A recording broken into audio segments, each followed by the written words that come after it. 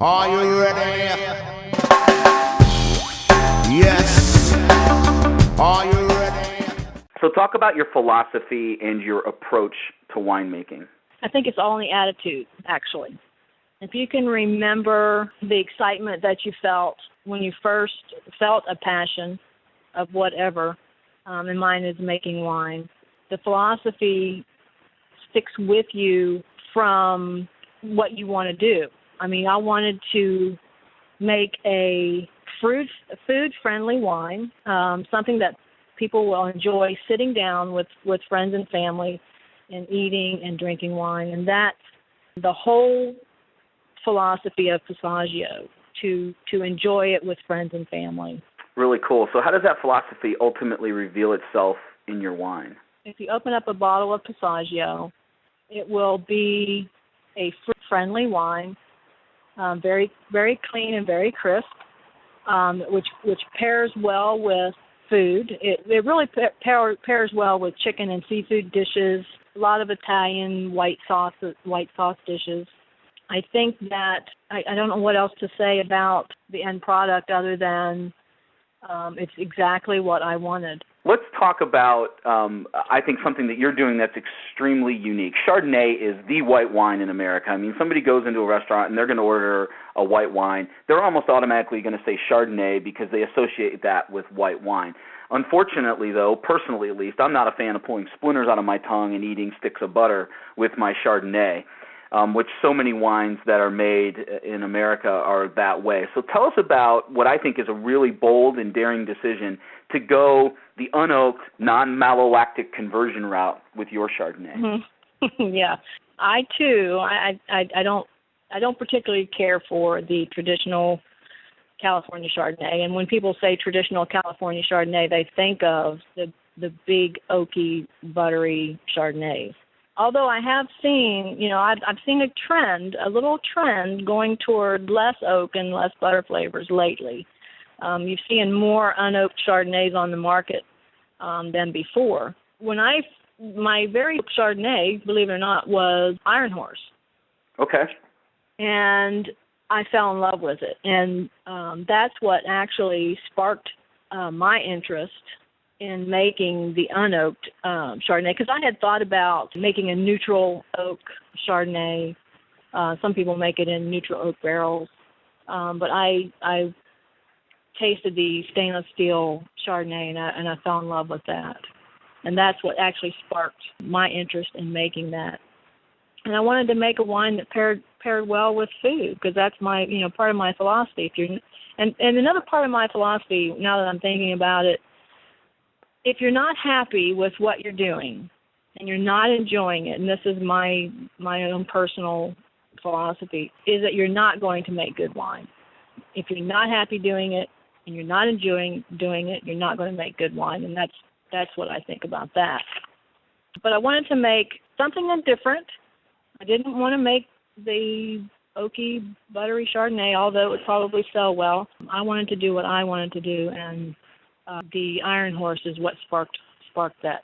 Yeah, it's interesting. You said something I thought that was really intriguing.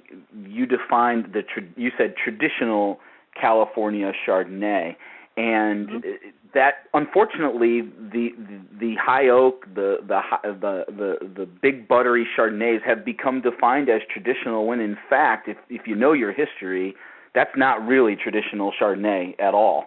Right. But right. that was the evolution of Chardonnay in California, and you're right. Exactly. There's been a trend drifting back. I hope so. I hope so. So where do you source your Chardonnay grapes from? I know you make your wine at Crush Pad. Where do you source your grapes from? Are you comfortable sharing with us the vineyard you use? Sure. In '07,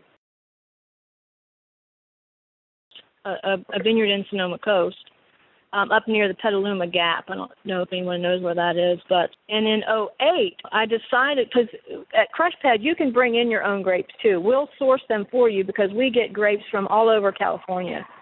But in '08, I wanted to go and source my own. I wanted to, cut my costs down a little. So in '08, I actually got those grapes from Lodi. I sourced those myself from an Italian friend of mine down there by the name of Louis, And he manages vineyards for Gallo and Delicato. And so that's where I got those from for the '08. With Passaggio having just gotten started, obviously you're not one of the big boys of the California wine world, so to speak. But the question that I'm curious about, whenever I talk to a winemaker like yourself, does that newness, does that smallness, that uniqueness, does it allow you to take more risks, to be bold and more daring, or does that mean you have to be more careful and maybe take fewer risks? Me personally, marketing is the hardest part for me, and it's hard for me to take big risks. I think maybe the smaller you are, it's harder to take a bigger risk. I'm not sure, but that's just me personally. I'm not a person that likes to go out and sell things, and that's probably the hardest thing for me to do. Marketing part. Yeah, now you've embraced social media to a certain degree. You and I first connected, I believe, via Twitter was how you and I first got connected. Yeah, I went to a social media seminar because I needed to learn to do this. They were very big on Facebook and Twittering, blogging, and so I left out of that seminar gung ho and decided to jump into the Twitter scene. And that's how you and I got connected. Yeah, so to some degree, I would argue that, when you combine a couple of things that you've done, you've got the the unoaked, non-malolactic Chardonnay, you've got a Zork, and you're embracing social media. I would say that you're already more cutting edge than the vast majority of your peers out in California. I appreciate that. No, definitely. Appreciate that. In terms of social media, I'm a big believer in social media, obviously. I think it breaks down barriers between people. And when you talk about the world of wine where, it seems to be unapproachable for some people, there's a certain elitist mentality for whatever reason about wine, that the idea of Twitter and Facebook breaks down the barriers between the winemaker and the consumer.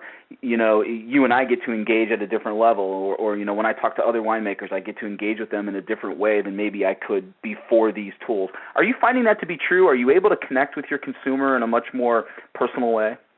I am finding that to be very helpful in socializing with people I don't even, like you're way out here in Michigan. And so I'm finding it easier for me to do the social media connections than to go out door to door and trying to do them that way.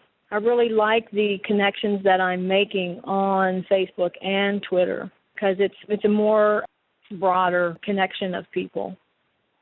Yeah, I agree. And you're talking about a new generation of wine lover too. You're talking about people who will be vastly more interested in trying a boutique-style wine like yours. They're looking for value and they're looking for difference.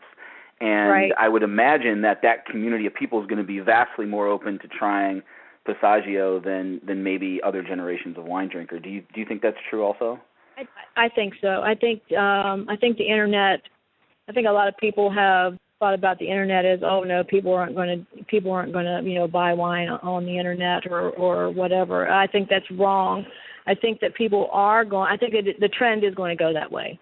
3 minutes and we're out of here. The clock is ticking and we're in the clear. We got 3 minutes and we're out of here. We got 3 minutes and we're out.